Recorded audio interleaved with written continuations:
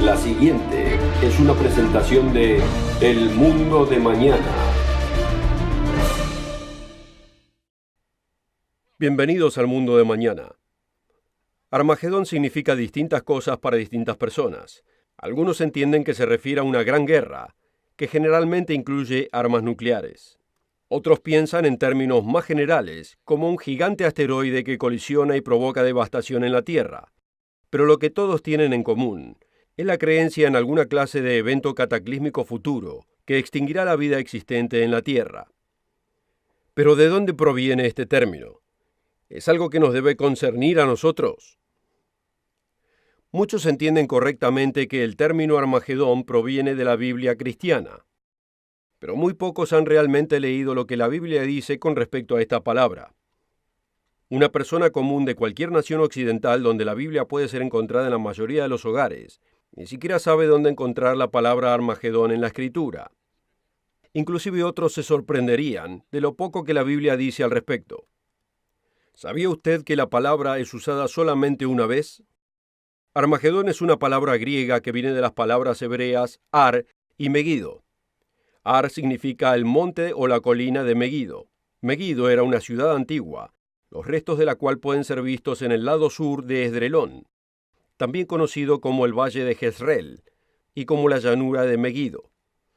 Este gran valle en la moderna Israel ha sido el escenario de muchas batallas históricas y de acuerdo a la Biblia jugará un rol en la futura batalla que hará palidecer a todas las otras guerras en comparación. Notemos que dije que jugará un rol, porque la final batalla no tomará lugar en Megido. Muchas películas y libros representan la vida después de Armagedón como revertida hacia el pasado a la era de piedra. Albert Einstein, en su frase famosa dijo: «Yo no sé con qué arma se peleará en la Tercera Guerra Mundial, pero la Cuarta Guerra Mundial se va a pelear con palos y piedras». ¿Existirá una literal batalla de Armagedón? Y si es así, ¿quiénes serán los combatientes? ¿Cuál será el desenlace? ¿Y cuál será la implicación para el mundo y para usted como individuo y para sus familiares y seres queridos? Yo tengo muy buenas noticias, así que acompáñenos mientras exploramos Después de Armagedón.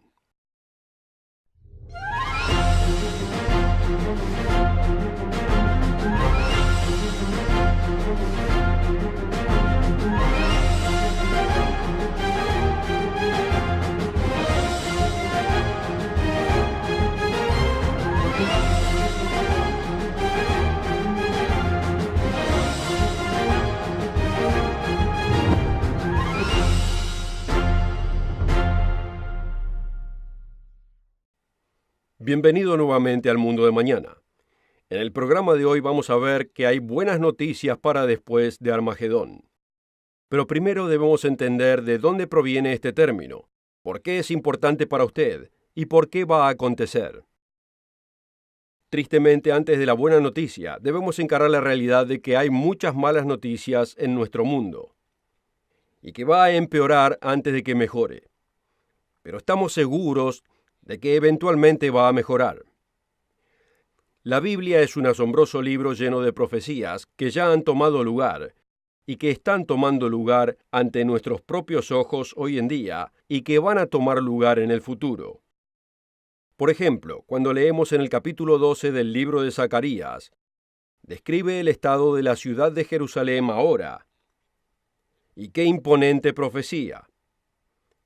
He aquí yo pongo a Jerusalén por copa de temblor a todos los pueblos de alrededor cuando estén en el sitio contra Judá y contra Jerusalén. Y será en aquel día que yo pondré a Jerusalén por piedra pesada a todos los pueblos. Todos los que la cargaren serán despedazados, aunque todas las naciones de la tierra se juntaren contra ella. Desde el año 135 a.C. hasta 1967, los judíos, refiriéndose a Judá en este pasaje, no controlaban Jerusalén. Esta escritura claramente predijo que llegaría el momento cuando Jerusalén sería un lugar problemático para el mundo, y que los judíos estarían ahí en ese momento. Y que además sería tan problemático que todas las naciones de la tierra se juntarían en contra de Jerusalén. Amigo, estamos viviendo ahora en esos momentos. Jerusalén hoy en día es el hogar de tres grandes religiones, el judaísmo, el islam y la cristiandad. Cuando Zacarías escribió su libro alrededor del año 500 a.C., existía solamente uno. La cristiandad apareció en el primer siglo después de Cristo, y el islam no aparecería hasta después de 600 años. Fue aquí en Jerusalén que Abraham fue enviado a ofrecer a su hijo Isaac, donde Cristo fue crucificado, y donde los musulmanes creen que Mahoma hizo su milagroso viaje nocturno hacia el cielo. En lo que están de acuerdo estas tres religiones es en que Abraham fue probado por Dios para ver si ofrecería a su hijo a Dios. Él fue instruido a llevarlo al monte Moria para ofrecerlo en sacrificio. Dios luego lo previno de que no lo hiciera, una vez que Dios supo que Abraham lo ponía a Dios primero.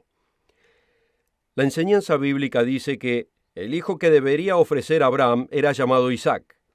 Los musulmanes creen que era el otro hijo de Abraham, llamado Ismael, el que debería ser sacrificado. Pero todos están de acuerdo que el lugar del monte Moria es conocido hoy como el monte del templo, y es donde hoy es encontrado el domo de la roca y la mezquita de Al-Aqsa.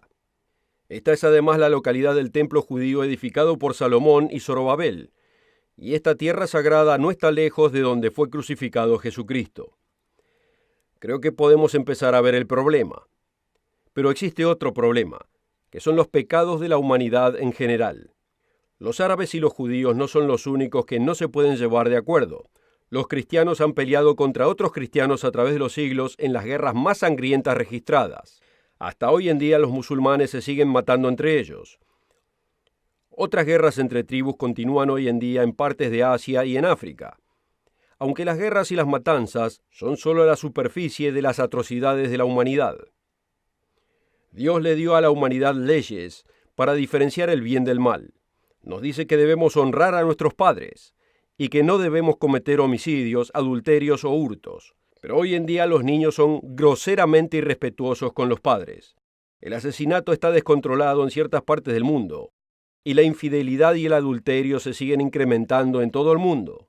La mayoría de nosotros hemos sido víctimas de robos, ya sea que alguien haya entrado en nuestras casas o vehículos, o que hayamos sido engañados en negocios. Y todos pagamos de más a causa de los hurtos en los negocios, lo que significa que alguien le ha robado a usted también. Mientras que algunos creen que se han salido con la suya, ya sea deshonrando a sus padres, cometiendo asesinatos, adulterio o robo, existe un Dios que puede ver todo esto y que presta atención. Él le declaró a la antigua Israel: seguiréis hurtando, matando, adulterando, jurando falsamente y andando tras dioses ajenos que no conociste, y vendrás y te pondrás delante de mí en esta casa que es llamada por mi nombre y dirás: librados somos para hacer todas estas abominaciones. Así es, Dios presta atención de nuestro comportamiento, y la violación de sus leyes es llamada pecado.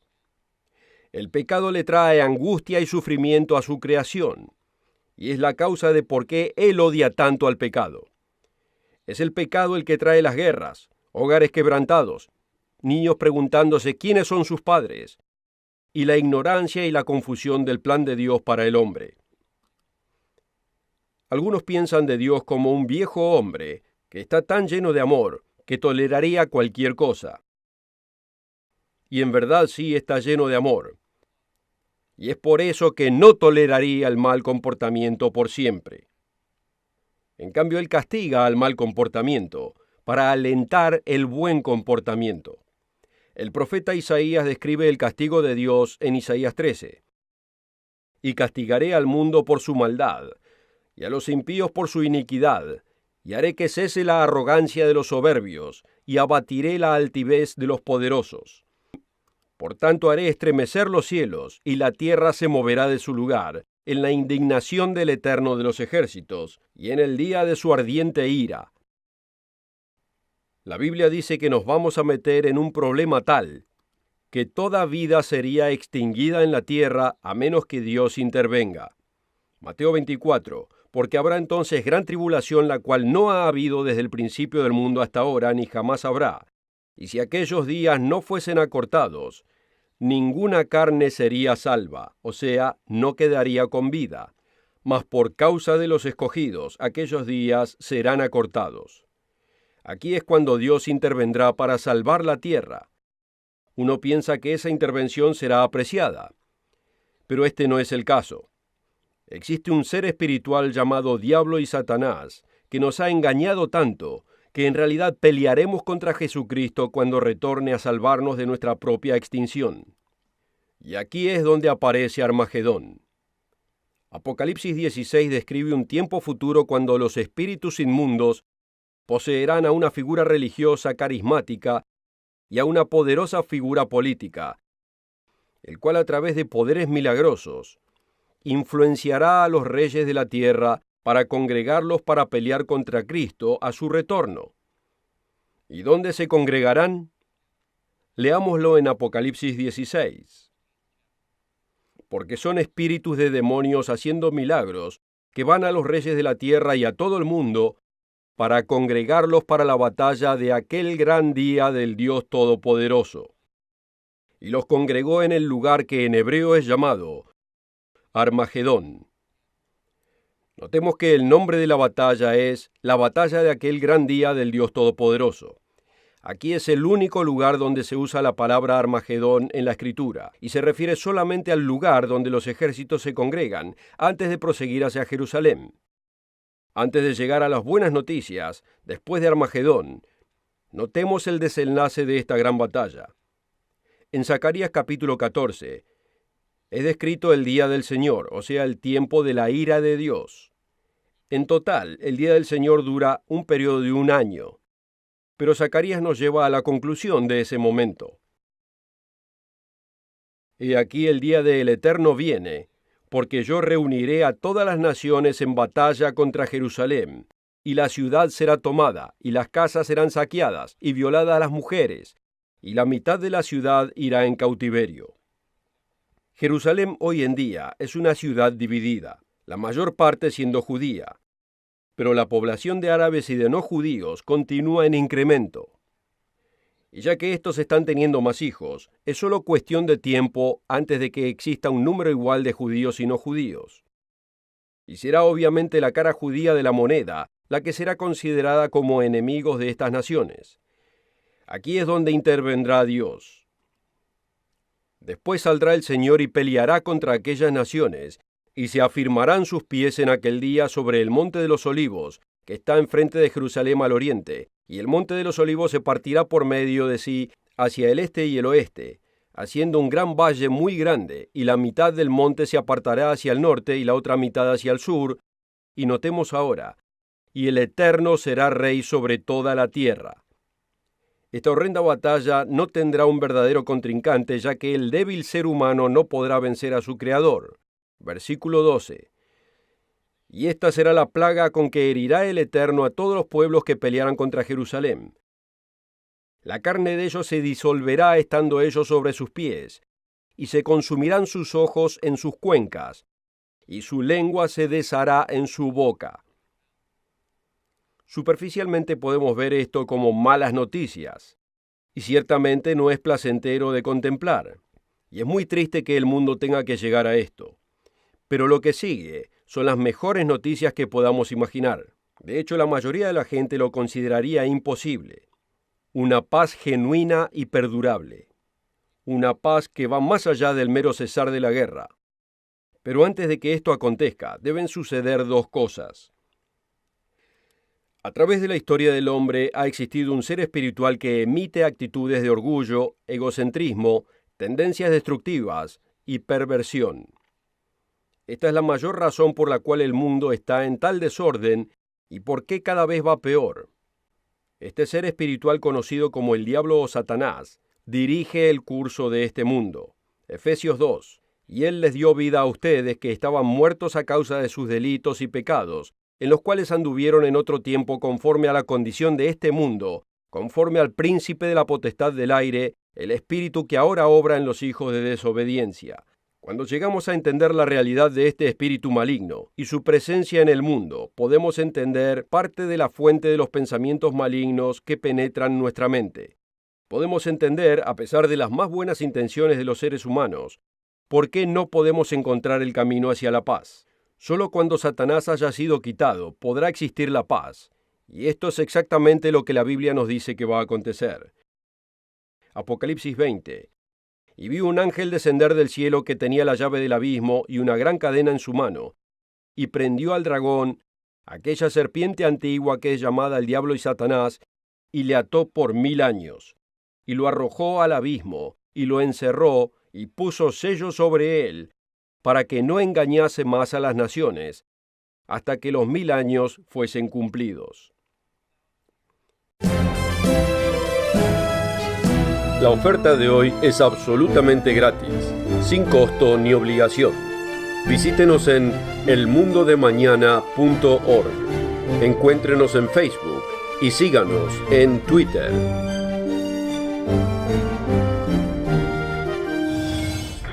Con esta oferta también obtendrá una suscripción gratuita de la revista El Mundo de Mañana, cubierta de interesantes artículos y perspectivas relevantes de importantes temas de actualidad. El Mundo de Mañana lo mantendrá actualizado con noticias internacionales, profecía bíblica y el significado de la vida misma. El Mundo de Mañana. Llame hoy. Quitar a Satanás es lo primero que tiene que suceder para que podamos tener paz. Pero hay algo más que es necesario. Nos es dicho en la Biblia que el hombre simplemente no conoce el camino hacia la paz. Al hombre le debe ser enseñado un camino mejor. Y eso es exactamente lo que la Biblia revela que va a suceder. Después del retorno de Cristo, Él le comandará a las naciones que envíen representantes a Jerusalén para observar la fiesta bíblica de los tabernáculos. Hemos leído antes que Jesucristo retornará para ser rey sobre toda la tierra y que derrotará a las naciones que peleen contra Él. Vimos esto en Zacarías capítulo 14. Pero aunque muchos cristianos creen en la segunda venida de Cristo, aquí hay algo de lo que pocos se dan cuenta. En vez de que se lo diga yo, leámoslo de la propia Biblia, en Zacarías capítulo 14. Y sucederá que de todos los que quedaren de las naciones que vinieron contra Jerusalén, subirán de año en año a adorar al Rey, el Señor de los ejércitos, y a celebrar la fiesta de los tabernáculos. Y acontecerá que los de las familias de la tierra que no subieren a Jerusalén para adorar al Rey, el Señor de los ejércitos, no vendrá sobre ellos lluvia. Como podemos ver en estos versículos, no todas las naciones estarán dispuestas a someterse a Jesucristo cuando regrese. Pero después de unos años sin lluvia, y después de ver a las abundantes bendiciones que tendrán las naciones que envían los representantes a Jerusalén, eventualmente se someterán. Y aquí es donde podemos comenzar a ver las buenas noticias más allá de Armagedón. Notemos esta hermosa profecía de lo que comenzará a suceder después del retorno de Cristo en Miqueas 4. Y acontecerá en los postreros días que el monte de la casa del Eterno será establecido por cabecera de los montes, y será exaltado más que los collados, y los pueblos correrán a él. Y juzgará entre muchos pueblos, y corregirá a las naciones poderosas hasta muy lejos, y martillarán sus espadas para asadones, y sus lanzas para hoces. Y no alzará espada nación contra nación, ni se adiestrarán más para la guerra. Palabras similares son usadas en Isaías capítulo 2, donde además se habla de un tiempo que vendrá la paz. Yo sé, amigos, que estos tiempos suenan imposibles, pero si realmente creemos en el Dios de la creación, y al ver la exactitud de las predicciones bíblicas, ¿por qué debemos dudar de que Dios pueda hacer lo que el hombre no puede hacer? Traer la paz a este mundo en conflicto. La profecía continúa indicando el principio básico de la posesión privada de la propiedad, algo que la mayoría de la gente quisiera tener y que ayuda a traer estabilidad en la sociedad. Miqueas 4:4. Y cada uno se sentará debajo de su vid y debajo de su higuera, y no habrá quien amedrente, porque la boca del Señor de los ejércitos lo ha hablado. Mucha gente en el mundo de hoy sufre de ceguera, sordera y enfermedades incapacitantes. Pero Dios dice en su palabra que después de Armagedón, sanará estas terribles aflicciones. Isaías 35. Entonces los ojos de los ciegos serán abiertos, y los oídos de los sordos se abrirán. Entonces el cojo saltará como un ciervo, y cantará la lengua del mudo. Hoy gran parte de la tierra es desierta o semidesértica, sin suficiente humedad para sostener la vida. Pero aquel que controla el clima nos dice a través de su profeta que el desierto será transformado en un precioso jardín. Versículo 1. Se alegrará en el desierto y la soledad. El yermo se gozará y florecerá como la rosa. Florecerá profusamente y también se alegrará y cantará con júbilo, porque aguas brotarán del desierto y torrentes en la soledad. El lugar seco será tornado en estanque y el sequedal en manaderos de aguas. En la guarida de chacales, su lugar de descanso, la hierba se convertirá en cañas y juncos. ¿Pueden imaginarse, amigos, el desierto árido repleto de abundante vegetación? Este programa es titulado El Mundo de Mañana por una razón. Al principio del programa mostramos el contraste entre el mundo de hoy en día y el mundo de después de Armagedón. En vez de contaminación tendremos agua limpia. El hombre aprenderá a cuidar la tierra y a hacer industrias que protejan el medio ambiente. Y cuando Cristo retorne, destruirá a aquellos que destruyen la tierra, a causa de la codicia humana. Apocalipsis 11:15. Y el séptimo ángel tocó la trompeta, y fueron hechas grandes voces en el cielo que decían: los reinos de este mundo han venido a ser de nuestro Señor y de su Cristo, y reinará por los siglos de los siglos. Y las naciones se enfurecieron, y tu ira ha venido, y el tiempo para que los muertos sean juzgados, y para que les des el galardón a tus siervos los profetas y a los santos, y para que destruyas a los que destruyen la tierra. Así es, Cristo va a regresar, y detendrá la destrucción de la tierra, y detendrá la demencia del hombre. Su retorno infundirá una nueva era de prosperidad y paz. Él sanará a los enfermos, y le enseñará al hombre las leyes que gobiernan la salud. Muchas de estas leyes pueden ser encontradas ahora en la Biblia, pero el humano les presta muy poca atención. Nos es dicho en la Escritura que el gobierno de Cristo durará 1000 años. Al retorno de Cristo, aquellos que le fueron fieles durante esta vida serán resucitados a la vida eterna, pero no en alguna clase de jubilación eterna. Qué vacío y aburrido que sería eso. No, los verdaderos servidores de Dios son llamados para regir este mundo con Cristo como reyes y sacerdotes, o sea, gobernadores y maestros. En el mundo de hoy los gobernadores son elegidos por voto popular, poderosos hombres y mujeres que obtienen y mantienen el poder por métodos corruptos. El gran filósofo chino Confucio reconoció el daño que esto le provocaría a la sociedad y sugirió que los gobernadores deberían ser elegidos basándose en calificación y aptitud para gobernar. Y esto es exactamente lo que Jesucristo está en proceso de hacer. Él está produciendo el carácter correcto en aquellos elegidos hoy en día, los que eligen su camino de vida.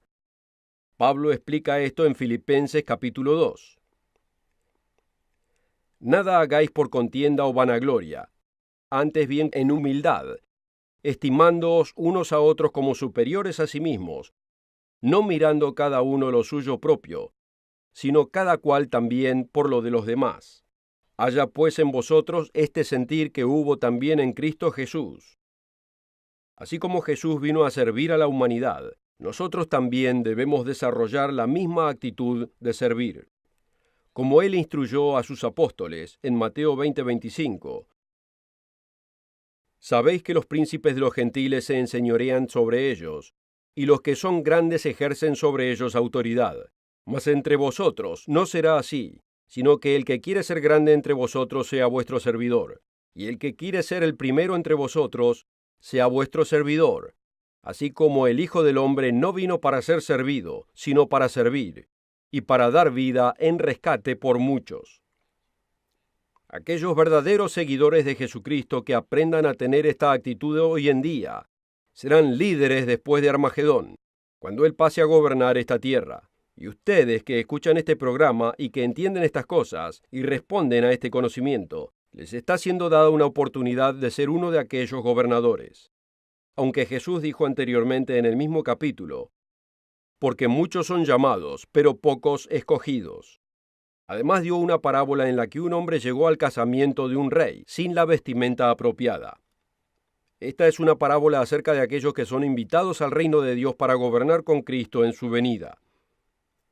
Este hombre pensó que podía llegar así como él era, sin prepararse apropiadamente para el reino. ¿Cuál fue la respuesta de Cristo? Mateo 22:13. Atadle de pies y manos, llevadle y echadle en las tinieblas de afuera, allí será el lloro y el crujir de dientes, porque muchos son llamados, pero pocos escogidos. Para aquellos que realmente se preparen apropiadamente, habrá un futuro glorioso, ayudando a la humanidad para que aprendan el camino de la paz y la armonía durante 1000 años. Pero esto no es el final de la historia. El tiempo no me permite aportar todos los detalles, así que tendremos que esperar a un próximo programa para hacerlo.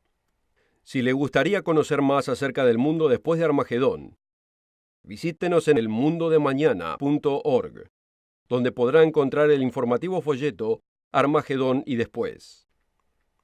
Y asegúrese de encontrarnos la próxima semana aquí mismo, donde le traeremos más buenas noticias acerca del mundo de mañana, el tiempo después de Armagedón, y cómo puede usted ser parte del gobierno de Jesucristo cuando al mundo le será dicho cómo vivir en paz y en armonía. Nos vemos la próxima semana aquí mismo, a la misma hora. Hasta entonces, queridos amigos. La oferta de hoy es absolutamente gratis, sin costo ni obligación. Visítenos en elmundodemañana.org. Encuéntrenos en Facebook y síganos en Twitter. El programa precedente fue producido por la Iglesia del Dios Viviente